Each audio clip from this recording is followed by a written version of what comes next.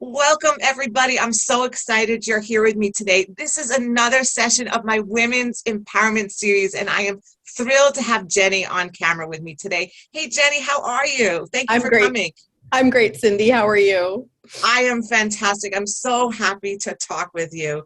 So you were an educator, right? A transitioning educator, and now you're in a brand new career. Why don't you tell everybody about it? Oh, I'm happy to do that. So I taught K-12 for a brief period of time, and then I ended up um, tutoring and coordinating learning in higher ed, but it was still an individual contributor education role.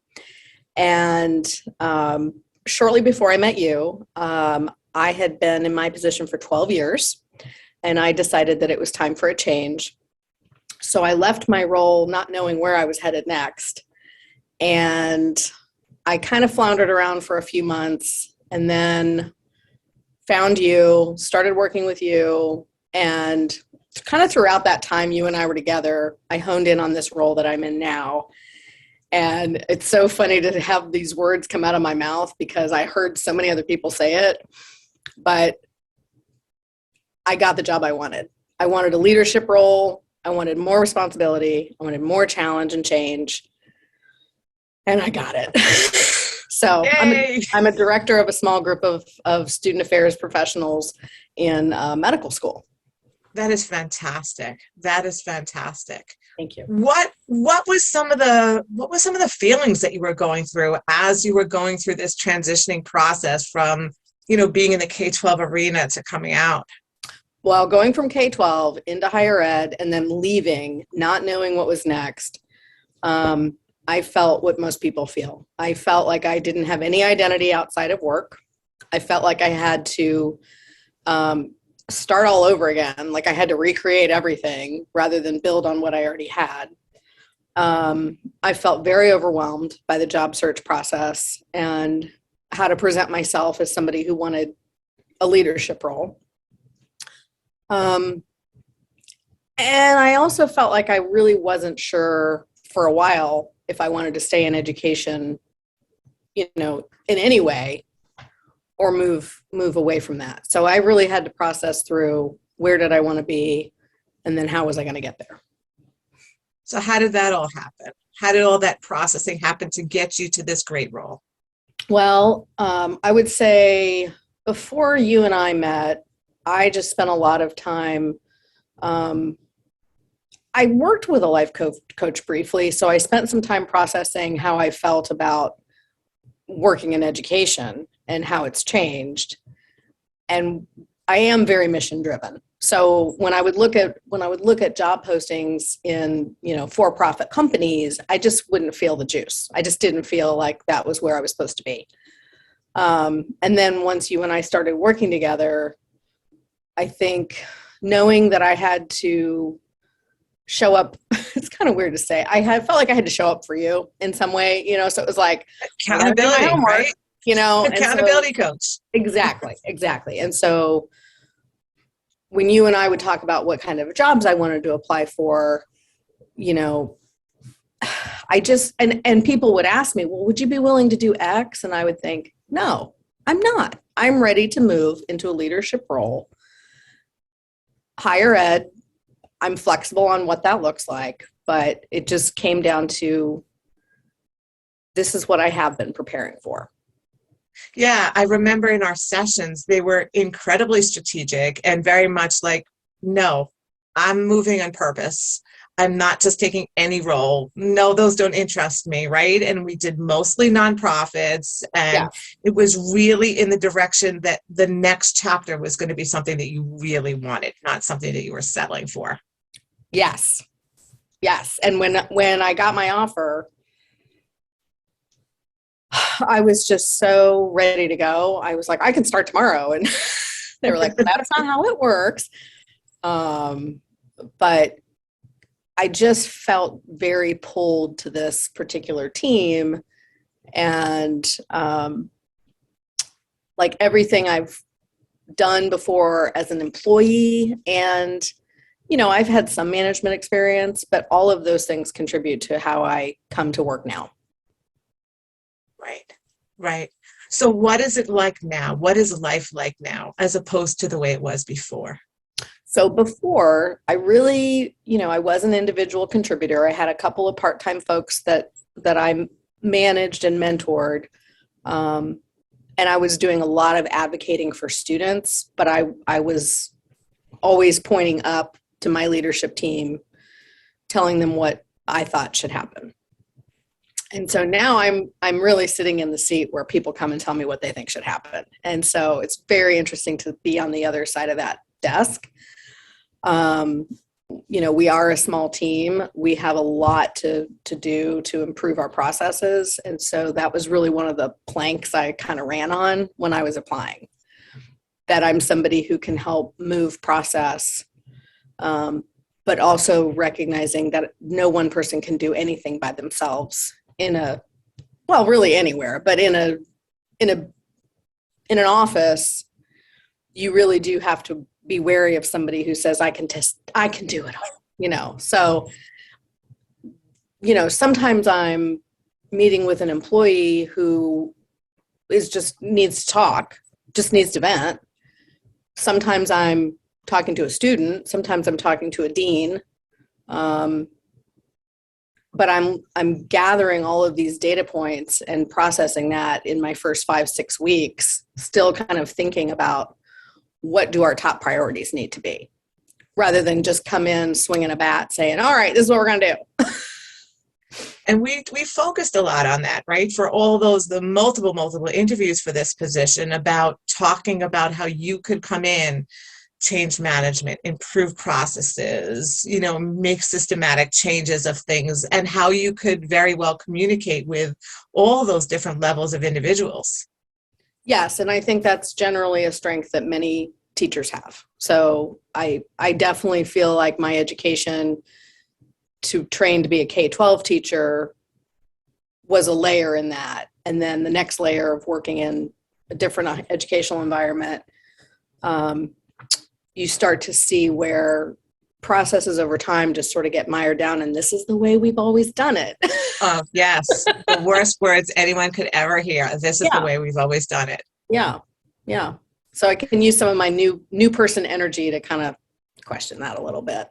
So I've heard you've gotten some really great feedback with this new position. I have. And it was just today, in fact. What I've heard over the past several weeks is that people are very happy to have me here. The position had been unfilled for several months. But this morning, this person leaned in and said, I just want you to know that behind your back, people are really excited that you're here and you're doing a great job. Which must feel fantastic. It did feel fantastic. It was a great day to hear. Isn't it? Behind your back, we're saying good things about you. Yeah. Okay. Yeah. So you must be feeling pretty great. I mean, yes, but it's a different type of work. I've really had to,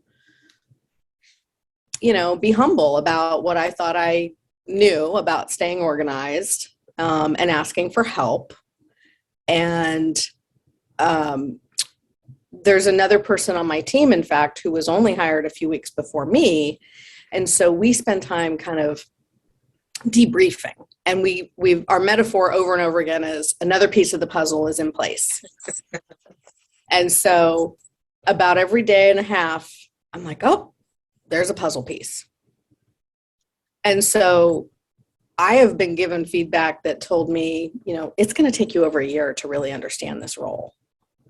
And I don't tend to be the most patient person, so it's kind of hard to hear that, but I appreciate that grace. I've heard a lot of my clients that are in the higher up positions have gotten feedback like that, that it's going to take time, right? You're going to produce and you're going to get that great positive response, but to fully appreciate the whole role, that it's going to take time. Yes. And I told a former coworker that I was going to send my former boss flowers, because one of the experiences I keep having over and over again, which I kind of alluded to, is this notion that I used to be the one going to her and telling her all these things that we needed to do and that were wrong. And she was just like, oh my gosh. And to be on the other side of that. I have so much more empathy for leaders. And I think some of the feedback I now give individual contributors is it's really important to prioritize what you're bringing to your leadership, and not everything can be a 5-alarm fire. Correct. Yeah, correct. And everything can't be done at one time. No. Prioritization is essential. We were talking about that off camera before, right? About even change management. Can't do everything all at one time. Prioritization. Yes. And you've given me great advice about, work while you're working and then go home. And not try to be like this is an 18-hour-a-day job. It just can't be. And this is a fresh start, right? And this is a fresh start to start those boundaries. So how did I help you to get to this position of this job? Well, some things that you taught me, I think I didn't have the humility to hear at first. What somebody would call really basic things. Like, we went round and round about blazers, right? And it was just like, I think we get stuck in a rut and we think, do I really have to do these things? And it's like, yeah, you do. You do. Because people just have a certain baseline expectation. And so you don't want them focusing on those little things. Like, just solve that little problem so that they can focus on your message. So cleaning up LinkedIn, it was not something I prioritized. I have an opening in my department, and the first thing I do is kind of get into LinkedIn and see who could be a potential candidate. I've asked my staff, do you have a LinkedIn page? And I do think that that's really valuable. And then more substantively, preparing for interviews with you. I mean, I felt like I could take on the world after we were done, because you would ask me one question and I would answer it, and then you'd ask me another question and another question. And it was like, oh my golly.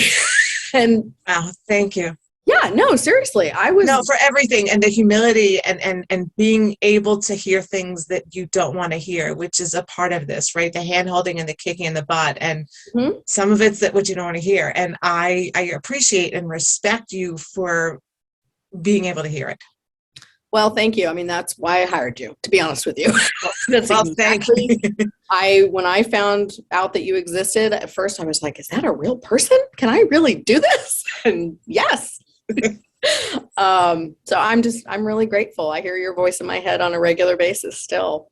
So thank you. Well, thank you. Thank you. I'm so glad to have helped you through that process. I know that you and I spent a lot of time interviewing.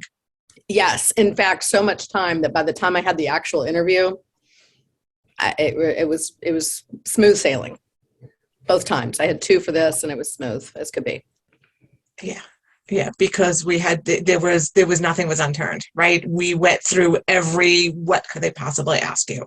Yes, and someone on my team recently said that talking to me, they knew right away. Like they were like, that's it. And how good did you feel about yourself when they said that, right? Very good about myself, but I also share credit because I had your preparation, and I had many interviews before you and I worked together that, I kind of floundered around. I didn't know how to focus. I didn't know how to be data driven in my answers and tell stories. And I think that I got that preparation with you. Well, thank you so much. It has been a pleasure working with you. I'm so happy that you were at, the job that really matches where you want to be. Right? That you found something that is meaningful and valuable to you in the nonprofit, and I just think it's fantastic. Thank you very much. You are most welcome. Thank you.